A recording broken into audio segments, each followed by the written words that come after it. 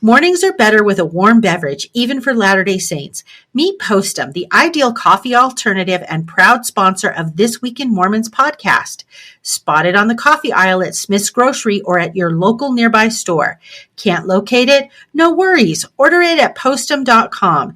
Explore delicious recipes to tailor your Postum experience. Start your day off right with Postum.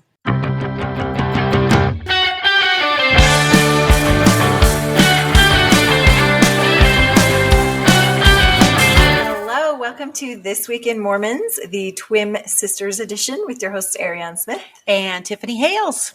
We're here for March. We were supposed to be here a couple weeks ago. We were scheduled to record. And then the news of the Kirtland Temple broke. And you were kind enough to push it back a couple weeks so I could do a special Kirtland Temple episode. Glad I did, because that was fun to hear from your guests. It was. They had some great ties. So here we are, a little bit later than expected, but we're here. So what has been going on in your life? We are on the tail end of spring break. Yes. So that has been great. And we went up to the mountains for a couple days to get out of town. And so great. Then you've been home. Then we've been home just doing all the things. Are you anxious to send your children back to school on Monday? I am ready because I don't know what day of the week it is. I'm so confused. You know how you it's always like that. Yeah. If you miss a church day. Yeah. The whole rest of your week, you're like, what day is it? Exactly. It just throws you off. And then, especially if the kids aren't going to school you're just like, and at least in the summertime, you have a routine. You're like, okay, on Mondays we do this. On Tuesdays, we do that. Yes. I'm ready for some regularity again. And my lucky little kids also have a winter break in February that was exactly 1 month ago. Oh. So it's very confusing. I'm like, we just did this.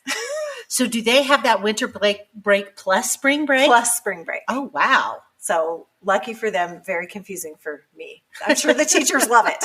Okay. So anyway, how about you? What's new with you? Well, just had kind of a busy month of March. So last Saturday, I went to this leadership conference training. Oh, I need to hear about this because you told me this was coming up. Yes. And this was like a regional thing. This was well, I shouldn't say a regional thing. It involved 5 stakes. And was my stake one of them? Yes, your stake was one of them. Now, I had heard that they were doing these because one of the lawyers I work with, he's a bishop, and he had one last fall, and Elder Updorf came to theirs because he was asking me, because he'd never heard of it before. And he's like, are you invited to this? So I was like, no, I don't know anything about that. And so they try and do them in clusters of stakes. Okay. What I learned is they really like to do everybody within a mission area. But in this area, with all of the stakes that we have here, too many. You'd have to rent out an arena to be able to have everybody there. So they just go through it, and they had 5 stakes.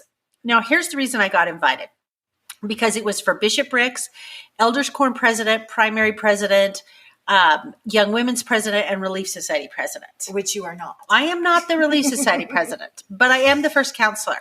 The Relief Society president was out of town. Oh, okay. Her nephew was getting married, and so that is why I went. You had to go represent. I had to represent. So I was one part fascinated by the logistics of all of this, and then what happened. So first of all, they held it at my building. I'm not sure why they selected my building. Because you're not the stake center, are you? No, we are the stake center. Oh, you are the stake center. We are the stake center. But so they held it at my building, and the month of March is my ward's month to clean the building.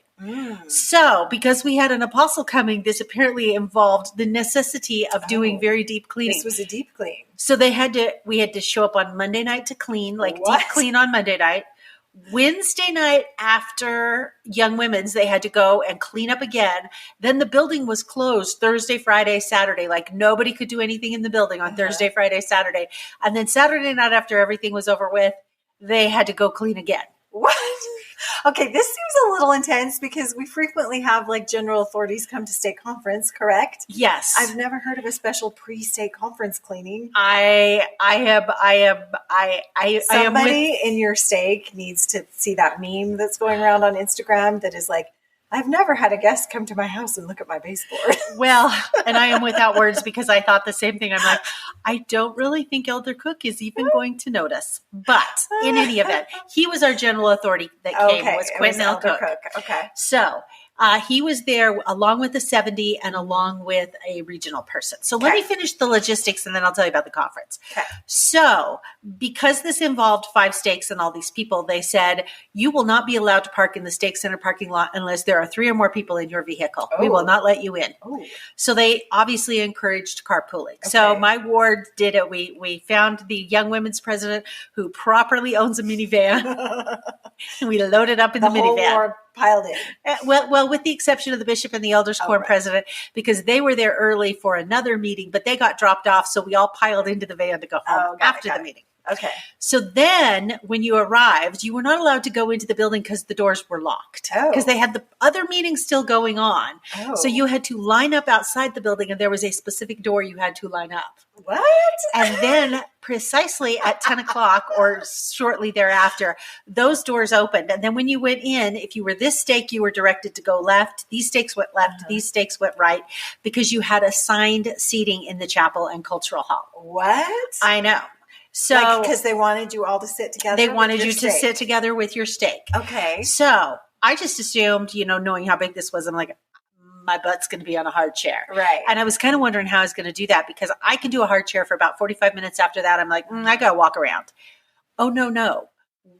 Not only did we get padded benches, we got padded benches front and center. You got priority seating. We got priority because you seating. were the hosts, right? Well, that's what I am and assuming. You cleaned the building 3 times. That is what I am assuming. In fact, it only seems fair. It only seems fair. In fact, my husband ran into the stake president the day after and was saying something to the stake president about, hey, nice way to get the Eagle stake, priority seating. And he's like, I don't have anything to do with that. The people doing this did that. So, that is so interesting. I literally sat 7 rows back, dead center from the pulpit. So I was, so it was great. So I was not on a hard chair. So I was able to sit the entire, because the meeting lasted 3 hours. Wow. So I was able to sit the entire 3 hours. So the way that That's a long meeting. I know. Well, the way that they structure these things is the first half of the meeting, they have speakers. And so they had, obviously, Elder Cook spoke. They had some woman from some other rando stake that was part of this. I never got what her title was that spoke. And they had the 70 that spoke. And they had Elder Larson that spoke. And I'm trying to think who else they had that spoke. And then after that, they opened it up to question and answer. So they had an hour and a half of question and answer. Oh, they had on the spot. You just raise your hand and ask a question. Yes, they had like a pass your paper. Yes, your secret paper. They had the mission president speak. They had the Boise mission president speak. He spoke too. So I have to tell you, Elder Cook was very Elder Cook. Okay. Elder Wong. His name is Sam Wong. Okay. I really had never, the 70, they're kind of like a member of the 70. They're kind of like a dime a dozen to me. You've met one, you've met them all. I can't keep track of them. Yeah. So I am here to tell you, he is the church's best kept secret. Really? They need to parade him out far more than they do. Have we heard him speak in conference? He did speak in conference. He was the first general authority to ever speak in conference in his native language because he was born in Hong Kong. So he speaks Cantonese. And so English is a second language. He joined the church when he was 19. Okay. And so he is a convert to the church. He then went to BYU, Hawaii. He got a degree in computer science, went back to Hong Kong, got his master's degree there and started some sort of computer company in Hong Kong. He is freaking hilarious. Oh. Now, this, of course, never comes across in general conference because they're all buttoned up and tight. You can't be hilarious. You cannot be hilarious in general conference. It's against the rules. It's against the rules. He is seriously so funny.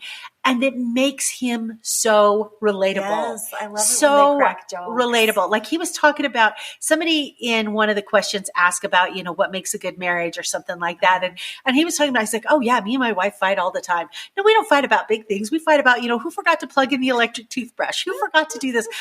Typical spats that you have in a marriage. And it was just, he was so funny and so charming. And I was just like, the church needs to parade him out more often because I wonder where he lives. Is he in Utah? Yes, he's Utah based. He's Utah from based. what I could tell. Okay. Anyway. Interesting. Okay, so when they're asking these questions, is it the whole panel? They all get to answer? Yes. So here's how the question thing works. Because, the talks are the talks. Okay. Yeah. So they had cordless microphones and they had ushers who had the microphones. And so Elder Cook was kind of directing the whole thing. And you would raise your hand and then he'd point to the usher and say, go give the microphone to this person. Oh, I do have to mention something on the seating, where my steak was front and center. Your steak was invited to this Meridian North. Oh, where are they sitting? Well, and you know how special your steak is, that you live in Zion and I apparently live in outer darkness. I don't know. They're extra, so I expect good seats. They sat in the very back of the cultural hall in the corner. That's how extra your steak is. Well, I kind of had to laugh. That is so funny. Because they made everybody stand up by steak when they got in there so you could see where everybody was seated. They had the hard seats? They had the hard seats in the very back. Something I'm sure they're probably not used to, and something I'm pretty sure that if President Cotter was still around, probably wouldn't have been allowed. They're used to hosting, so exactly. They might have been a little bit if they didn't get to host. Exactly. I don't know.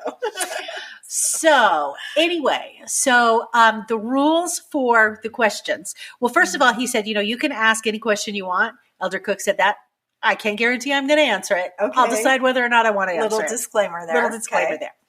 So when you got up, you had to say the stake that you were from, and then you had to say what your calling was. If you were a young women's president or you were an elders quorum president or you were in the bishopric, you had to say what your calling was. Oh, so there is no anonymous question here. You got to own your question. You got to own your question. Of pressure. It is a lot of pressure. So anyway, first question out of the gate. Now, we have talked about this on the podcast.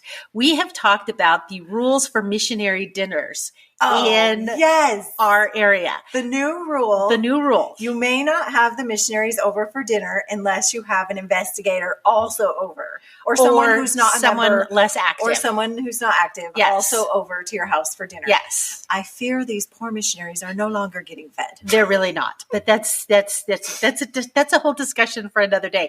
Yeah, there was like a whole video they put out on this. Mm-hmm. So I have had my fair share of difficulties with this policy. Let's just put it that way. I have expressed this here on the TWIM. And so first question out of the gate was from your stake. This guy gets up and he says, I'm so-and-so. I am a brand new bishop in the Meridian North stake. And he said, I want to talk about the missionary dinner policy. He's like, I got a problem with that. And he's like, I realize that's my own issue I got to work on. But I want to talk about that. And I want to know if there's exceptions when you can have them over and what those exceptions are. And what about the youth and all of that stuff. And I was just like, I don't know who you are, Bishop, but I am impressed that you got up, admitted you had a problem with the policy in front of the mission president who's there. Very first question out of the gate. So, of course, Elder Cook was completely bedazzled at this question. Did he even know that this policy existed? No. He's like, what are you talking about? I'm not really sure. Can we get Elder Maxwell, the mission president, up here to answer? So Elder Maxwell answered and, gave his litany of reasons as to why he thinks the policy is wonderful. But I did garner a golden nugget out of this that I have not had a chance to ask my missionaries about. So, one of the reasons that they don't want the missionaries meeting with the members during that time period is that's kind of prime time for the missionaries. Okay, I totally get that. Missionaries get into the houses, they don't get out, etc. So he did say, well, you can have them over during that time period and you could feed them. Well, he kind of said you could feed them. He said you could have them over during that time period without an investigator and without a less active, but for no longer than 30 minutes. He said, but nobody can do dinner in 30 minutes. And I went, are you kidding me? I do dinner in 30 minutes every night. I do dinner in less than 30 minutes every night. I was we're in, we're out, we're on our way. Exactly. And actually, I love that. I would be more likely to have them over if I knew this was a 30-minute deal. Seriously. So that was my takeaway is I was like, because I guess, I don't know, maybe some people aren't capable of serving dinner at 6 if you have them over at 6. I am perfectly capable. If you show up at my house at 6, I am going to have a spread ready to go. Yes. There's your plate. Say the prayer. Eat your food. Get out of my house. It's time to pray. Exactly. Yes. I was like, I could totally easily do a 30-minute dinner. And like you, I'm like, I would love a 30-minute dinner because I got other stuff I got to move on to. Yeah. And then you don't have to sit through the mandatory lesson. Exactly. Which, while it brings the spirit and is usually lovely, can be difficult on a weeknight for a busy family. Well, you can have a quick spiritual thought and send them out the door. So when I go to my missionary correlation meeting this Sunday, if the missionaries are there, because they weren't there last Sunday, I am going to ask them about this, because I am much more inclined to feed the missionaries if it is a 30-minute meal and they are in and out and that doesn't violate their rules. Yeah, I think the numbers could skyrocket on this. I do too. Of volunteers. Okay, so then I am going to, I need to move on from this topic. We have a lot to cover tonight, but I have to get to the most ridiculous question because I don't have words for the most ridiculous question. Oh, I want to hear this. So this relates to our purchase of the Kirtland Temple and all of the accompaniments with that.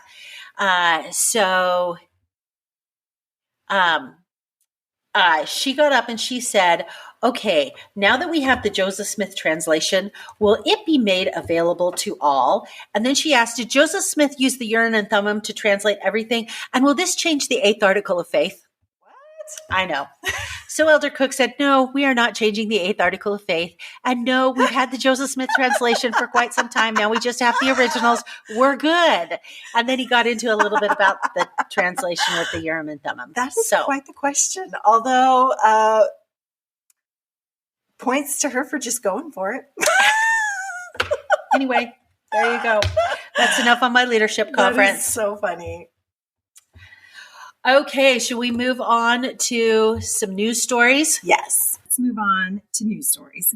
Because we got a lot this week. We're going to start off with the doozy. Yes, we are. I shouldn't say we have a lot. We just have a lot to discuss. A lot to discuss. Especially with this first one. Okay, so the first one we're going to discuss is last Sunday, which was March 17th.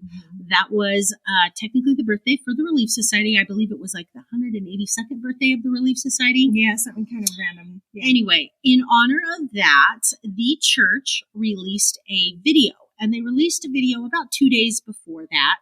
And they encouraged all of the Relief Society sisters to watch the video. And you had many options for watching the video. You could watch it on your own. They also encouraged Relief Society groups to gather together if they wanted to. I thought this was going to be a live broadcast because everybody was gathering on Sunday night. But you're saying this was a pre-recorded. This was a pre-recorded video. And so the video came out about 2 days beforehand. So in my ward, what we ended up doing is we sent the sisters a link to the video and we said, look, you can watch this on your own, or anybody who wants to watch it can come to my house. And so I had about 6 sisters come to my house and we sat and we watched it together. So our stake was doing it at all of the church buildings. Okay. At a certain time. Okay. But I missed it because, like I said, we were going for spring break. Okay. And so the video, of course, starts out with not only the General Relief Society presidency, but also the Young Women's presidency and the primary presidency. And they said, whether you're serving in Young Women's or primary, we are all Relief Society sisters. So, that was kind of nice that they acknowledged that. And then, of course, the Relief Society presidency spoke and President Nelson spoke. And the video itself was only about 40 minutes. It was not very long. And then you were encouraged to have a discussion after the video was over with. So did you guys discuss? We did. We had a lovely discussion, and then we had cookies because I heard a lot of people had testimony meetings afterwards. And you could do a testimony meeting, or like I said, we just kind of did a discussion, and it was lovely. So, in the I did not mind the video at all. There is some backlash for one of the talks that has come up recently. I'm going to let you address that and kind of discuss what happened this week, kind of post video as the fallout all fell down. Oh my goodness. It has been wild. Okay. So like I said, I was up in the mountains, so I missed the video, but so I thought, I'll have to watch it later. Well, within 24 hours, this thing went viral. So the church on their official church Instagram page posted 3 different quotes from the speakers that evening. So, and I believe they were the 3 in the Relief Society presidency. So one that they posted went completely bananas viral. And that was the first one I saw floating around. I was like, oh, what's this? Because, I hadn't seen what I missed. And then I read it and I was like, oh. The second I read it, I was like, oh no. The quote that they chose to like highlight. And this was from Sister Dennis's Instagram. talk. Was from Sister Dennis, first counselor, right? Yes. In the Relief Society presidency. And the quote said, "There is no other religious organization in the world that I know of that has so broadly given power and authority to women."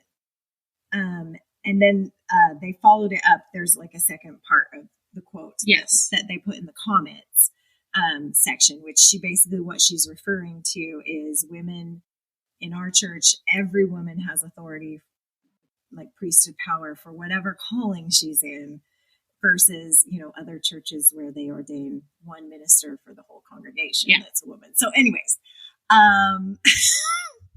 this went so viral because right when I read it, I was like, ooh, there are many layers of weirdness to this. Yeah. I was like, why did they pick that one? Not the greatest. So layer one, you have like comparing us to other churches. Yes. That it was like a big, it just felt yucky, right? Yeah. Like we have the authority more than these other churches. Yeah. Like it felt very dismissive of other religions. Which I don't think in general we typically we try not to do that.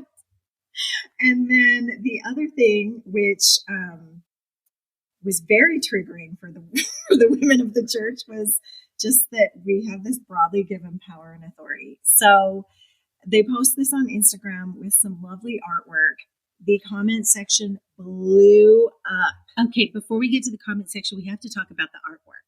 Because the artwork, again, the artwork was beautiful, but it was not what you would expect. You would expect something that, it was very non-traditional LDS. Right, which they've been using quite They have been. Especially on their social media. They've been including so they had diverse artists. These 4 women with various skin colors. Yes. But the funny thing is no one was really smiling. They were all giving side eye. No, this is what kills me. And when I first saw the post, it took me 2 days to notice the artwork because I was so distracted by the quote and the fallout from the quote that it wasn't until I got on the TWIM Instagram page or the TWIM Facebook page, and some of the TWIM listeners were posting in the comments section on there, "Did you see the artwork?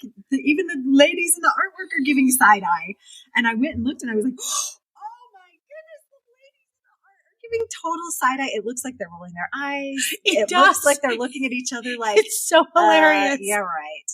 I was like, this is perfection.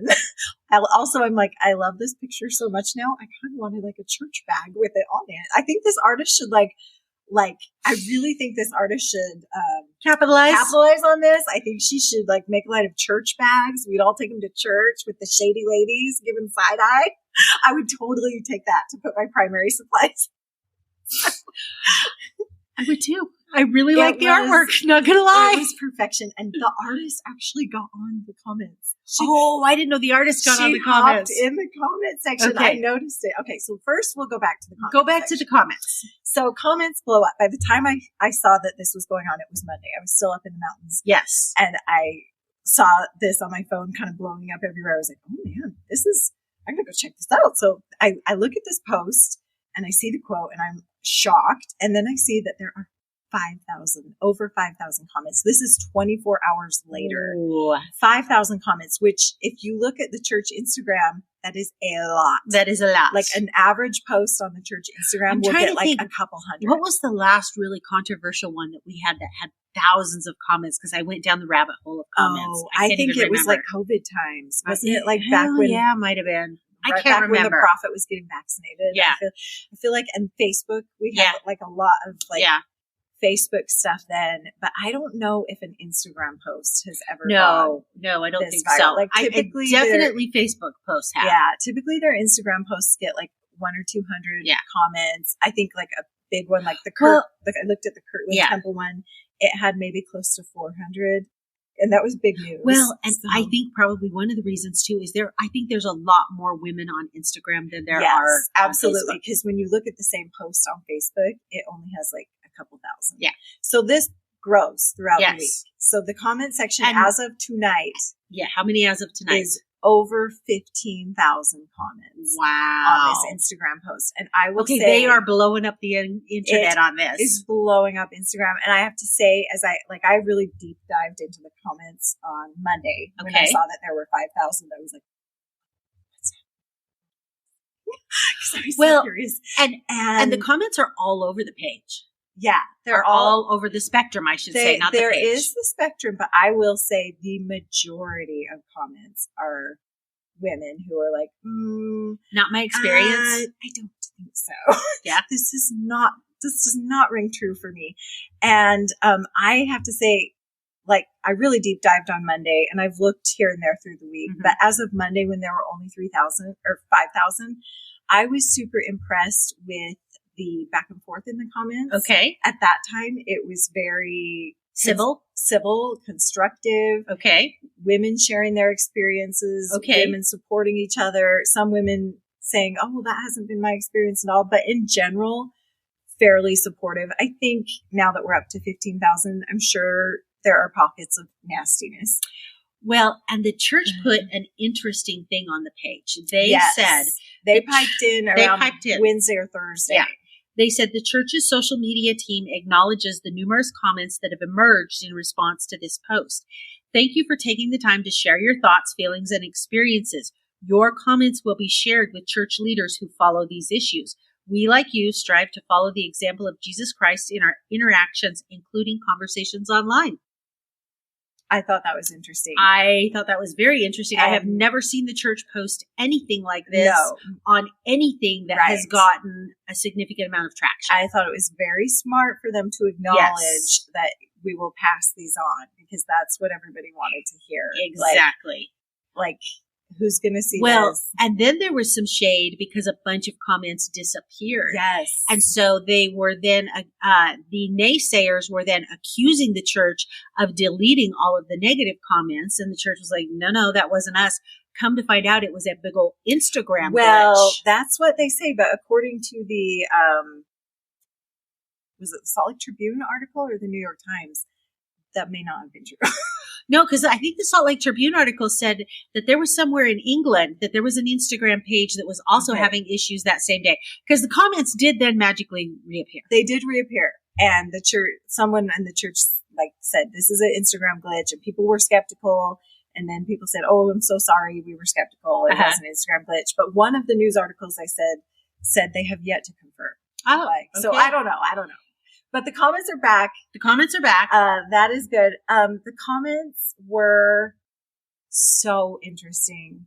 I have to say, I related to so many of them. Okay. There were just a lot of women that were saying, hey, and active members. That's what shocked me the most. Yeah. Like so many active, faithful. This was not, there were some former members in the comments, definitely.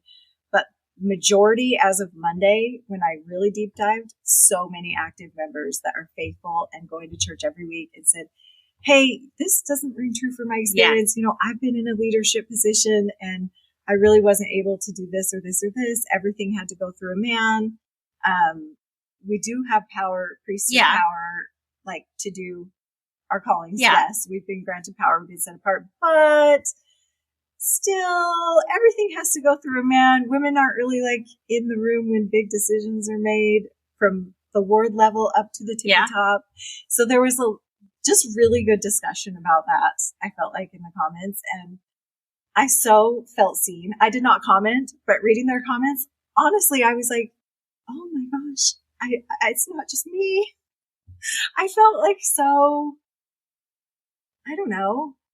Like I'm not the only one that has had experiences like that. Yeah.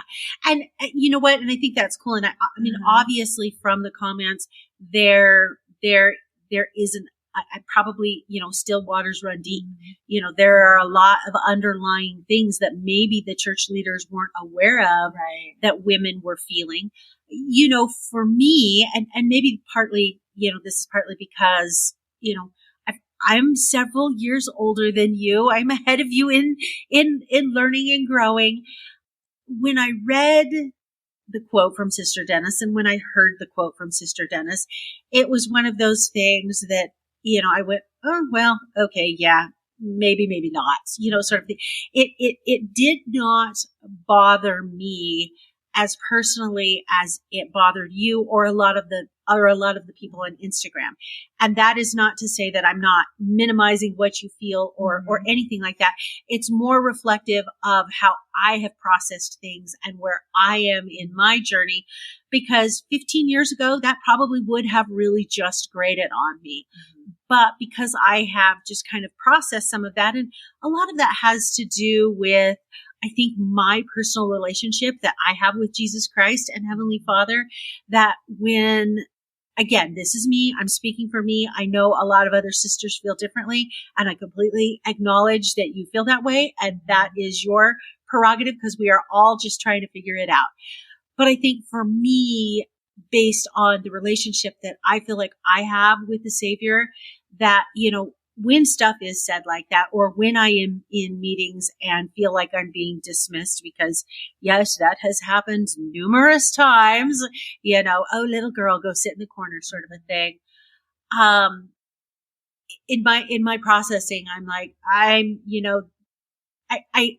for me right now, I'm like, this is more about you and less about me, because to the male person who has engaged in misogynistic behavior, I am to the point where I'm like, that is way more about you than it is about me, because where I am in my security with my relationship with the Lord and my value that I feel that I have with regards to the Lord. I'm more concerned about my relationship with the Lord. I'm less concerned about what some man who I think has misogynistic tendencies or ideas, and maybe doesn't even know that he does, because he's just been raised in that culture. Right. Well, and from just my personal experience, and I think many of the women speaking here, none of being dismissed is purposeful. Yes, exactly. It's very much, they're in a leadership role, but we are not set up to be successful, because we are not in the same leadership role as them, making the same decisions as them.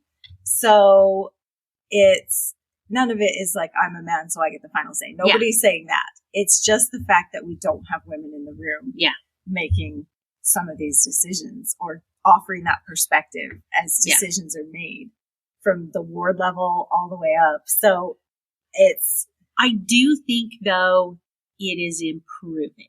It's getting better. It is. We are definitely very slowly, but we are definitely moving in a better direction. I have had thoughts about this, because this is something I'm very passionate about. Well, share your thoughts. Obviously, this is something I'm very passionate about, and just have had a lot of experiences, especially in the past several years, where I'm like, I wonder if things would be different if there were women helping make some of these decisions. So I mean, there were so many comments, and there were lots of ideas like, hey, you know what? Women don't get to be in discipline councils. Mm-hmm. Women don't get to, have, like, if you're a primary president, everything has to go through the bishop. Exactly. So I was thinking, well, I mean, and the comments run the gamut. From women that just want to be able to do their callings without having to have everything approved, like to really feel like they own that calling. To women who want full-blown priesthood, they're all over the place. To women who don't care, who are like, this isn't a problem. So I just think we need more women in the room represented. I think the perspective is important. I agree with you there. I think from the very tippy top of the church all the way down. Yeah. And so this is my dream world. I just think the possibilities are endless. I think we've lived in this box our whole lives. This is the way it's done. It's very small box. This is how we've always done it, which actually, I mean, we haven't always done it. If you look back in church history, women did play different roles at different times throughout, but we're in this box. And I just think, why are we in this box? There is so much we could do that has nothing to do with changing the doctrine. Very true. I have narrowed down 2 things. Okay. What are your 2 things? I'm anxious to hear. According to me, that could be a huge game changer without changing the doctrine. Okay. So, that I think would just be amazing for women and men in the church. Okay. It would offer the perspective. What if Relief Society presidents came to bishopric meetings? Oh. And this went all the way up. Stake High Council meetings. The women stake leaders are in the Stake High Council meetings. Wow. All the way up to the Quorum of the 12. Quorum of the 12 meets. the women leaders are in the meetings. Nobody's getting boosted. We're not like blowing up the doctrine. Yeah. This is just, they're in a meeting. They're there to offer their perspective, advice. I like that. So that was one thing. Okay, I like that. The next thing that I would love to see happen, and again, I don't think this changes any doctrine. I think this could easily be done, is I would love it if the women who have callings in primary president, Relief Society president, Young Women's president, had the autonomy to make their own callings. Yes. Pray about it, which they already do. Yes. If they could pray about it and issue the calling. Oh. Now, the problem is it would still need to be run by the bishop because a bishop knows things that you don't know. Exactly. He might know if a person is not wanting a calling at the time or ineligible. But instead of it being like a, hey, bishop, will you pray about this? This is who I want. It's, hey, bishop, I've prayed about this. I want this This person. is who I've chosen. And on the spot, he says, it's a red light or it's a green light. Oh. He does not take it home and say, well, let me pray about it for 2 days. Because that's part of the problem, right? You're called to this position. Yeah. You're a president of Relief Society. You're given authority. You're given keys. You're given priesthood power, which is this new term that they're saying that we've gotten. But you got oversight. Yeah. And then you can't issue the call. You have to wait for the bishop to issue the call or the bishop's counselor to issue the call. I think on the spot, bishop says, yes, I see nothing wrong with that. And you issue the call. You're the president of the organization. You call the person in. You say, I would like to call you to this. You have authority over that organization. The bishop is still over the whole board, but you're given the, autonomy and the trust to make those calls. I don't think there'd be anything doctrinally. I'd have to, I can't think of anything doctrinally. I don't know what the handbook says, right? I mean, obviously the handbook says right now, calls are issued either through a bishop or a bishopric. But also it's a handbook. That's a policy issue. We change the handbook all the time. Yes, we do. Those were just my personal things that I identified that I was like, this could be amazing. I appreciate that because like I said, this particular post did not rub me as wrong as it rubbed a lot of sisters. And I certainly don't want to minimize anybody who felt that way. Well, and that's what I loved about the comments where I felt like there was a lot of support in the comments and just lots of wise things said, and so one of the funniest ones I thought was so funny was like, look at this. This is so great. We have, thousands of sisters coming here to share their thoughts and feelings and personal experiences. Happy birthday, Relief Society. There is some truth to that. And I just think it's so interesting. We've just never seen anything like this before. And I think this is a glimpse into look at all these women who have something to say. Yeah. And this is where they're saying it. Exactly. Where else are they? And maybe this was a real eye-opener for Salt Lake that they went, okay. Yeah. Like I said, still waters run deep, and they had no idea. Yeah, maybe. So I don't know. It was really interesting to read the comments, and the New York Times picked it up today. Yes, they did. That, Okay. All right. Well, we better at least move on to hit a few other news stories tonight. But that was the big one that we did want to spend some time discussing. Yes. Okay, so you have the next one. Breaking news today about the Tap Cats. Oh, yes. Okay, so we have known for a while that Lloyd Newell, our beloved narrator of music and the spoken word, is going on mission. Or is he going to be a mission president? He's going to be mission president in Los Angeles. So we've been waiting to hear about his replacement, and his replacement has been announced, and it is Derek Porter. He is 42 years old. He's so young. He is so young. Well, and what's so interesting is the article just says he's 42 years old. He's currently a bishop. He lives in Bountiful, Utah. He's got 6 kids. Yes. It said nothing else about him. And this was not a name that was familiar to me. I'm like, who is this cat that's now going to be the Tap Cat announcer? Is he like a radio DJ? Yeah. What's his background? Is he on the news in Utah? Why did they pick him? So we looked him up. We did. He's a business guy. He is, what's the name of the blanket company? It's a beauty company. He's the CEO of, what's it called? A beauty industry group. Beauty industry group. So I looked that up. I was like, what's beauty industry group? This sounds like Utah New Skin. Yeah. Ish. It is not an MLM. I'm happy to report. Okay, good. Beauty industry group is a company that owns, or at least under the umbrella is Babe Lash. If you've ever heard of that, put it on, grow your lashes It's out. lash serum. It's excellent. I was like, oh, I don't know what that is. And then a bunch of hair extensions. Yes. Which... that just seems so random to me. Random, but also very Utah. Now, you watched a video of him. What does his announcer voice sound like? I watched a video because I was like, well, I got to hear what it sounds like. What if he sounds like Mickey Mouse? Exactly. So, it's a very soothing, nice voice. Okay. I approve. It'll be great. And it's going to be different. To do a different voice. I am so curious about what the process was for this. I know. Because you really have to have somebody who has that soothing voice. And so, was this someone at, what I lovingly call One Church Plaza who said, hey, I heard Derek speak. He might be really good. Let's audition him. I mean, I don't think this is a job where he has to give up his day job. Mm-hmm. He probably has to give up his bishop gig, but he doesn't have to probably give up his day job to do this. Yeah, I'm dying to know. I would love to know about the process. What was the behind audition this process? Did they do like an open call, submit a video? We would have heard if they did an open call. I don't know. I think this is, so-and-so knows so-and-so knows so-and-so. I think it was got to be one of those things. Because I am pretty sure that if they had done an open audition, we would have heard about that. They just watched his video on YouTube and were like, he has a good voice. Let's go for it.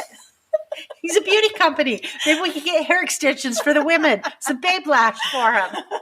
Get a discounted price on their beauty products for the women in the choir. I don't know. Oh, man. All right. Well, also this week, the church released their charitable giving for 2023. They provided in humanitarian aid over $1 billion in 2023. That's a 33% increase, and it set a new record high. So this not only includes like monetary donations, it also includes the value of service and things like that. For example, there were 4,119 humanitarian projects in 91 countries, so they counted the time for that. There were 6.2 million hours of volunteer service, so they quantified the time as for that. There were 11,368 welfare and self-reliance missionaries, and so they were able to monetarily quantify that time. I mean, they still gave a good chunk of money, even though they quantified all of this volunteer stuff. They did say there's lots of things we didn't count, like members who go out and serve in their community that is not affiliated with, in ways that are not affiliated with the church. We did not count any of their hours or anything like that. So it's a pretty hard to estimate all the hours. That would even be. When you're doing it under the church. Exactly. Think of like every ward service project. Yeah. How are they even beginning to? I have no idea. So, and on that same vein, this week, the church donated $7.3 million to the American Red Cross and signed a new memorandum of understanding. We have had a relationship with the American Red Cross since, I believe, the 1800s, if I recall correctly. Since the late 1880s. Back then, the Red Cross founder Clara Barton and Emmeline B. Wells of the Relief Society began corresponding about humanitarian aid during the Spanish-American War. So the $7.3 million that we just donated will help purchase blood equipment and biomedical emergency vehicles and will assist with blood donor engagement initiatives and support patients with sickle cell disease. Also, I did not know this, the Church of Jesus Christ of Latter-day Saints is one of the largest sponsors of blood drives in the country. We give the American Red Cross a whole lot of blood through blood drives that we do heard that before. with our church. And so I thought that was awesome. And their memorandum of understanding was just kind of when it comes to disaster relief stuff, not to duplicate efforts, to say, okay, Red Cross will do this, the church will do that. And again, they've had that memorandum of understanding for a number of years. They just kind of updated and signed it. So I thought that was great. Yeah. Okay, let's move on to Easter. We have a few things going on with Easter. First of all, at the Mesa Temple, they do a musical production every year. I didn't know they were still doing this. Well, they were on hiatus when the temple was under reconstruction, but they have been doing it back since they went back to doing it since 2022. Okay. Doesn't that fall under pageants that we canceled? Well, apparently it doesn't. Okay. And so it's one of the few pageants that we actually have left, and they involve 470, a cast of more than 470. Wow. That alone is impressive. And so I have never been down there. Now you have relatives that live down there. You've never seen their Easter? No, I've never been to the Easter pageant. Been to the temple, but not that pageant. Do you know if have your in-laws or anything ever mentioned the Easter pageant? I'm sure they've gone. Yeah. We've never really talked about it. Anyway, it just made me kind of want to maybe next year put that on the calendar for a potential trip for Darren and I, because it is one of the few pageants that's left. But I thought that was fascinating. Also, on an Easter note, the First Presidency and the Quorum of the 12 are issuing a series of Easter videos.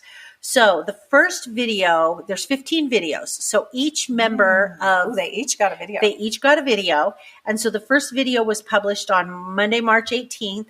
And then they are doing daily videos until Sunday, Easter Sunday on March 31st. And so these are short little snippets. I believe there's 5 or 6 of them that are out right now. They are really cool Easter videos. I don't recall that they've ever done this before. They've each kind of maybe posted their own Easter message, but to have a specific video and have a daily release of a new apostle doing a video, thought that was kind of cool. Yeah, very cool. All right. Okay, we have some BYU news. Let's get to BYU. BYU Hawaii. This one's not great.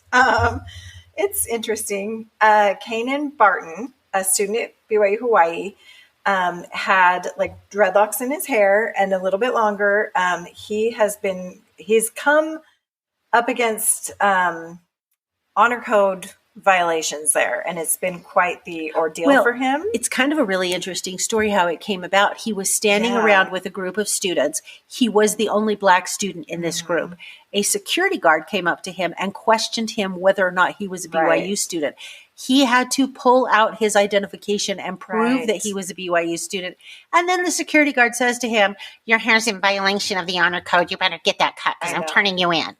Yes. And then, I was snarky about that because I thought it was a really cheap shot. I know. And by the security guard. When are security guards doing, like, I'm curious about this. Is the security guard another student? What's the deal with the security guard? Well, I have no idea. I guess, BYU Provo has its own police department, but, I don't know. The whole thing, how this started, just really rubbed me wrong. I know. And then that behavior continued. So anyways, he goes in and he actually speaks personally with the president of BYU Hawaii, who is, I can't remember his name. It's in here somewhere. Anyway, because of course the honor code says, clean, modest dress, avoid extremes, hair should be neatly trimmed, but it doesn't say to what length. It doesn't know. It used to. It doesn't anymore. It does not have a length, and his hair was neat. It was very neatly. It was in the locks. No issues. It's not like he was dirty. He maintains it. He cleans it. He takes care of it. He goes to his place, takes care of it. He was fine. And so he went and he talked with the president, and the president kind of made it sound like, "Oh, you're fine. It's okay. I understand. It's a cultural thing." But then he got turned in again. And this was by a woman, another employee, it sounded like, turned him in again. And then this time the honor code office was like trying to figure out what to do with him. They were encouraging him, like strongly encouraging him. I don't think they were forcing him. Yes. But strongly encouraging him to trim his locks. He ended up, I think, like kind of folding them up and pinning them up so they wouldn't be quite as long. Like they were above his shoulders. I don't know. Anyway, this has gone a little bit viral because I heard about this actually over a month ago. There was a guy that had a video about it who was not a member of the church, who was just calling out BYU on its racist policies. And the article noted that BYU Hawaii has like such a diverse student body. Yeah. And that in the past, it hasn't been like a super big issue, but there have been instances. And here's where I struggle with the honor code. Okay. I get the no drinking. I get the chastity part of the honor code. All of that is doctrine. Right. Okay. All of that are things that we live by. The dress and grooming standards. That is where I struggle, especially when it comes to hair, A lot of these standards came around in the 60s, and a lot of these standards are in response to, counterculture that rose in the 60s. We are so beyond that. And we are now a worldwide church. And in a lot of those countries, people have, especially men, have ways that they wear their hair that are very culturally appropriate for them to wear their hair. And it is not like white guy hair. No. And they don't wear their hair like white guy hair. No, and so and they why shouldn't are we be forced to? Why are we trying to make them all look like white guys? And we have more members outside of the Exactly. US now that we have got to start modernizing and updating and being more understanding and accepting of these cultural things. Exactly. Just leave people alone. Also, I was so surprised that this was coming out of BYU Hawaii because in general, I think they have a reputation for being way more chill than the BYUs on the mainland. Yeah. So I was like, how is this happening at BYU Hawaii? Well, and it also just cracks me up. He has a temple recommend. He go to the temple with his long hair. Oh, yeah. But he can't go to school at BYU. And I mean, he's a returned missionary. Yeah. I don't know what he did with his hair on his mission. I think, what the article said on his mission, he had it short, but because it's curly, it was in a fro. And his mission president kept always saying to him, can you tame that fro down? Again, leave the poor kid alone. So anyway, that was our BYU Hawaii story.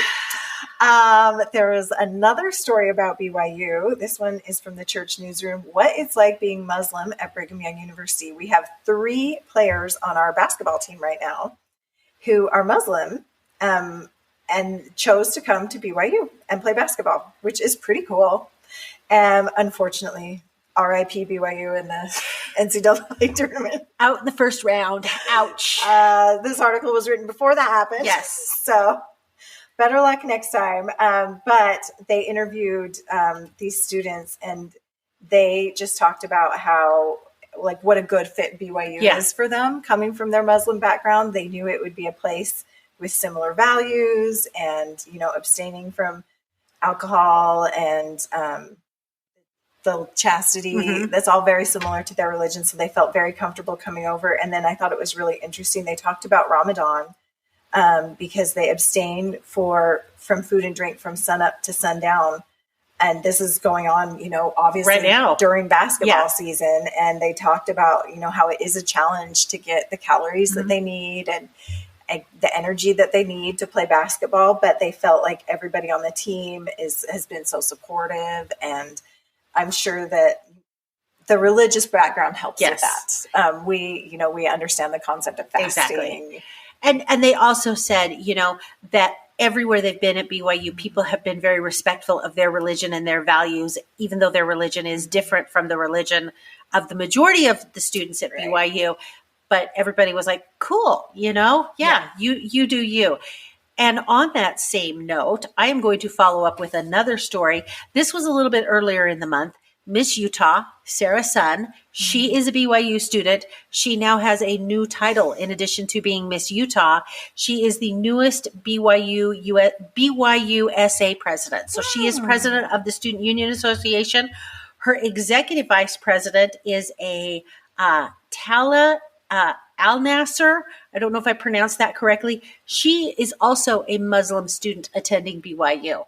So we got a lot of diversity going on at the big BYU campus. That is wonderful. Which I think is great. Please let them dress and groom themselves the way they want. Exactly.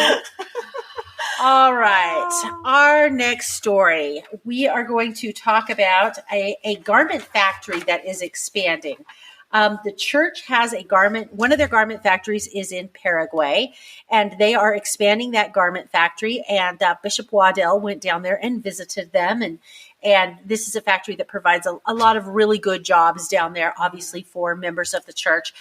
But I had wanted to have a brief garment discussion because about a month ago, my husband and I decide, okay, it is time for us to replace our garments. They're looking they're not as wide as we would like them to be.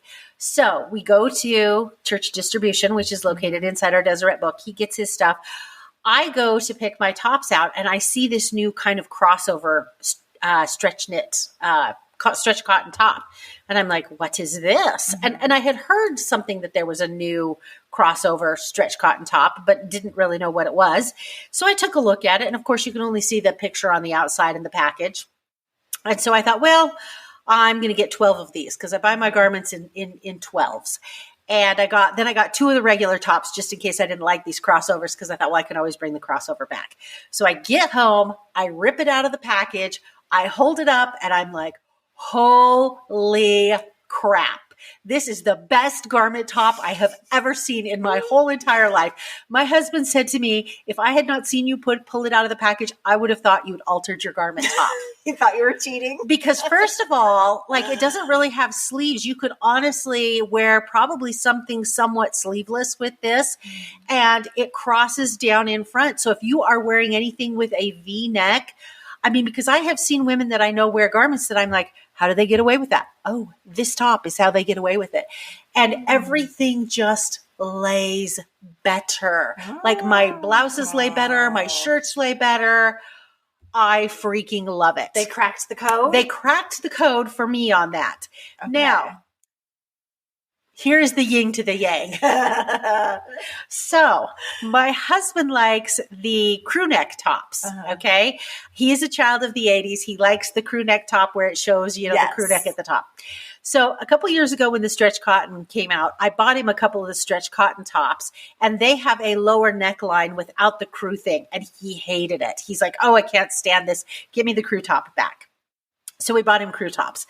So we pull these new crew tops out, and I'll be darned if these crew tops have a divot in them and go down and then have the band for the crew neck. They don't have the crew neck right at the neck. The crew neck is lower. It's like they took the pattern for the stretch cotton garment, the neckline, and just applied that to the crew neck so that it is a little bit lower and then just threw the ribbing on it. So it doesn't go up to his neck. It goes about an inch down, and he hates it. So it won't peek up above your shirt. It barely peeks up above your shirt. And he's like, great, the women get what they want. And now I'm stuck with this. And I was like, well, you felt my pain for the last number of years. Payback. You're like, I shouldn't say he hates it. That's probably a strong word. He just doesn't really like it. So he wishes he's it going were with it because he has no other He options. has no other options. And I'm like, well, welcome to my world for a number of years. How the tables have turned. Yes. I would like to know, did they put a woman in charge of making the men's garments? I have no idea. And I should say, he bought 12 as well. There were about 3 packages that did have the crew neck that went all the way to the neck, but the majority of them divoted down about an inch, and then the ribbing for the crew neck went on. Like it seriously looked Maybe like it was like a factory glitch. I don't know. It seriously looked like the stretch cotton, only they had just thrown a band of the crew neck band on it. Well, this is not good. I dare say my husband will not be pleased to hear this. I think a lot of men are going to be pleased. Anybody who grew up in the 80s, because everybody I know who grew up in the 80s, all the men, they like those crew neck garments. Yes. Okay, that's so funny. All right. Got to keep your eyes on those garments. They're always changing. They're always changing. All right. Before we move on to Mormons behaving badly, do you have any conference predictions you'd like to make? I do not, except the one that we discussed together, which was we thought there is a possibility of a Kirtland temple being announced in conjunction, not a remodel of the current Kirtland nothing temple. to do with the current. Just now we've got this one. We're going to build an actual one somewhere close. That was what we kind of both talked about. But we did. No, I am not good at conference predictions. I have not either. I still keep thinking we're going to get a third temple over here in the western part of Idaho. I still think a third temple close to the Oregon border to serve those saints who live in the eastern part of Oregon. We could staff it? I think if it was a mini temple, we could staff it. If it was one of the smaller temples, like what they put in Burley, but who knows? All right. Before I go on to Mormons Behaving Badly, I do want to thank our sponsor tonight. As you know, Postum, the coffee alternative, has been sponsoring us this year. In fact, I was going to bring you over a Postum drink tonight. I still haven't tried it. She keeps promising me Postum. I got busy and I forgot. And I have a Postum recipe I want to make. So maybe I can get that done in April. Okay. So we do want to thank Postum for being our sponsor tonight. They are slowly growing on me. And part of it is I'm not really a hot drinks person, but I don't mind them, especially with how Holly Cassos told me to do it with the oat milk creamer in it. So, and they've got a chocolate Postum that's actually not too bad either. That's the one I want to try. All right. I will bring that over to you. Okay, Mormons Behaving Badly. Just a couple of updates. Really quick, they released a bunch of sealed documents in the Ruby Franke case now that she has pled guilty and been found sentenced. They released a lot of the police reports, and let me tell you, the abuse is even more horrific than we thought. Ruby Franke kept journals about the abuse and how she was like trying to discipline her kids and teach them obedience. And after reading what came out, I'm just like, whatever time she got, which I think was somewhere between like 4 and 7 years, I don't remember, wasn't enough. Oh, no. Okay, Chad Daybell. He is set to begin trial on April 1st. Oh, here we go again. Here we go again. A couple things are going to be different this time, folks. First of all, this trial will be televised. I hadn't heard that. How come this one's getting televised? Well, the reason that this one is getting televised is Chad's lawyer, John Pryor, said, I want cameras in the courtroom and I want this televised. Apparently his client has a tale to tell and wants his tale told. And so there won't necessarily be media cameras in there. It will be the courtroom cameras that are in there that provide a feed and you will be able to get on. So first of all, I think that will be very interesting. I wonder if it'll cut down on the number of people who actually want to go to court and watch. I actually have a plan with one of my friends. Are you going to try to go? Well, Kristen went last time and I was going to try and go with her and I couldn't make it work in my schedule. But she said, what if you take a day off work and come over to my house and we sit and watch the trial and drink Diet Coke and eat cookies? And I said, oh, I'm all about that. So I think Kristen and I are going to try and pick a day. That's if the trial even happens, because I heard today that they've been in discussions, plea negotiations, but they haven't been able to reach an agreement yet. So they're working on a deal. As of right now, the trial is still on, but because they haven't been able to work out all the nuances of their plea agreement. Whether or not they're able to do that, I do not know. That will be interesting to see. That will be interesting because we were kind of predicting that, like, exactly, he'll probably take a deal. He would take a deal. The ordeal of the first trial. Exactly. So I kind of feel like it's a 50-50 shot that this goes to trial or he takes a plea deal. Also of an interesting note, they had a special prosecutor that they brought in from Missouri, and she left the case in February. And so they have now brought another special prosecutor in, and she is from the Attorney General's office. And so she is assisting Madison and Fremont counties in prosecuting this case. Why did they bring someone in from Missouri? This was just someone, I mean, they just didn't have the experience or the resources there. I'm not sure why they chose this Missouri woman other than the fact that she knew what she was doing and had a lot of experience in these types of murder cases and was able to help guide them along. This new special prosecutor from the Attorney General's office, very competent as well. She's done some murder trials.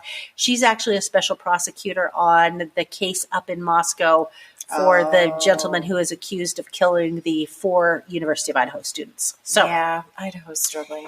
Anyway, so yes, as you know, you can turn to Mormons Behaving Badly for all things Chad and Lori Daybell related. Yes, but we hope that will be over soon.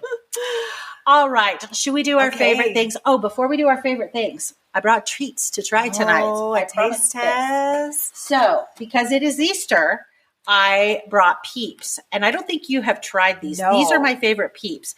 And I think I did these on the podcast when I podcasted Kirtland Temple. Oh. This is a s'mores podcast, or s'mores Peep. I do like a Peep. Peeps are very polarizing. For me, I brought the Rice Krispie treat Peeps because I have never tried the Rice Krispie treat. Okay, so the S'mores Peep is dipped in chocolate, but where's the graham cracker? The graham cracker is the yellow stuff you see on the top. So it's like graham cracker flavored, not actual graham cracker. Let's see if I can. So what do you think? Okay, that's good. I thought it was absolutely delicious. Delicious. That might be the best peep I've ever had. Okay. I mean, I like peeps, but I can usually only eat like, I don't know, 1 or 2 a season. Okay, so I tried the Rice Krispie treat peeps. What do you think? They taste just like a regular peep. See, that was my problem with the Dr. Pepper peeps. Okay. They weren't Dr. Peppery enough. Well, and I brought those too. So shall I open the Dr. Pepper and see if I agree with you? Yes. I don't think they were enough Dr. Pepper in the Dr. Pepper peeps. And I agree. Peeps are polarizing. Not everybody is a fan of the peeps. Mm-hmm. Okay. I do like the Dr. Pepper cotton candy, though. That is very Dr. Peppery. Well, it has more Dr. Pepper flavor than the Rice Krispie treat had flavor. Do you think it's enough? I actually do.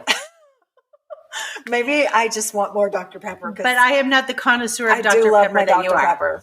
Maybe it was just not enough for me. Okay. All right. Well, there's our take on Easter candy and peeps. Okay. There's your peeps. Okay, my favorite thing that I picked this month is a recipe.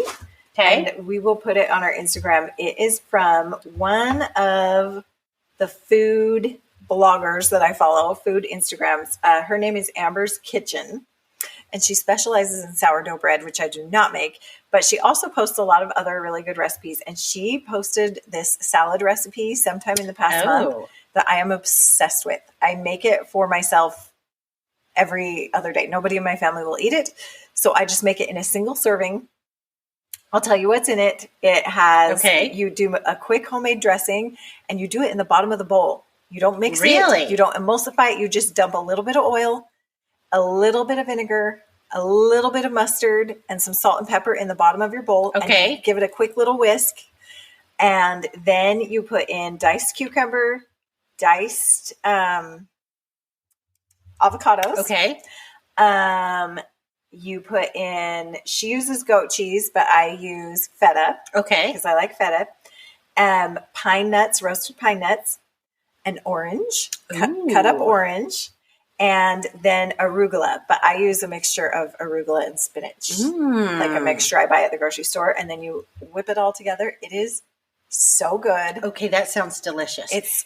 You're going to have so to send fresh. that recipe to me. Yes, I'll send it to you, and we'll put it on the Instagram. It is my favorite salad at the moment. Okay. Well, I actually have 2 tonight. I came here with one, and then I tried something at your house, and I was like, I have to use that. My favorite She thing. stole it. I stole it. So a week ago, I was flying for work. We were somewhat delayed taking off because the plane was having mechanical issues. Anyway, and so, once we got in the air, I flipped open my iPad to watch something, and I had downloaded a couple of shows from Netflix. And so here is what I watched, because this is how twisted I am, while I'm in an airplane flying. Oh, no. Did you watch an airplane crash show? Downfall, The Case Against Boeing. Oh. It is a documentary on Netflix, and it is so good. My daughter, Lauren, who is the one who wants to be a pilot, said, Mom, you got to watch this. And you know me, I'm like completely obsessed with airplane crashes. So is this new since the latest door plug incident, or was this made before the door plug incident? This was made before the door plug incident. Which we know they've had problems with. Exactly. So anyway, I highly recommend it. I can't believe you watched that on an airplane. That's hilarious. I know, it kind of really was. I'm sitting there watching it. I'm like, well, this is probably somewhat twisted.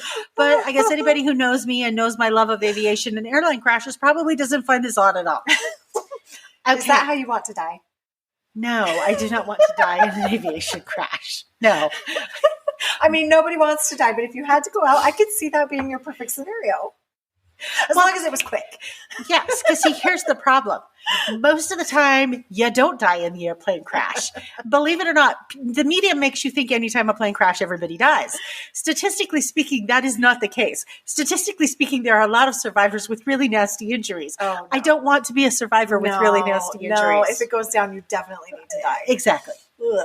Okay, so here's my other favorite thing. So I got over here and I was really hungry. I don't know why. I had a good dinner, but I was like, Ariane, I need something to eat. So I go in your kitchen and I start raiding your kitchen, and you have some bread on the counter. And it was called croissant loaf. There's a picture of it for those of you that are on YouTube. And so I grab a piece of this bread and I start ingesting it. And I'm like, holy mother of all things yummy and delicious. Where did you get this? I need this in my life. And you told me it comes in a 2-pack at Costco. It's from Costco. Like it's a croissant, but it's a slice of bread. Oh, it is delicious. Like Granny B, that's like cardboard. Granny B's homemade bread. No. You want the croissant bread. It is a Saturday tomorrow, and I do not care. I am hauling my butt to Costco to get the croissant bread because it was so good. Good luck with that. Okay.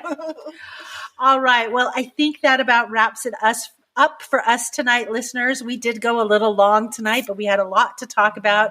So thank you for staying with us. As always, you can find This Week in Mormons on the X, on Instagram. I will get our favorite things up on Instagram as well as on Facebook. If you have any questions or comments, you can reach out to comment@thisweekinmormons.com. And of course, you can become a Patreon subscriber for $3 a month or any amount that you choose. You can get access to the extra content on Patreon.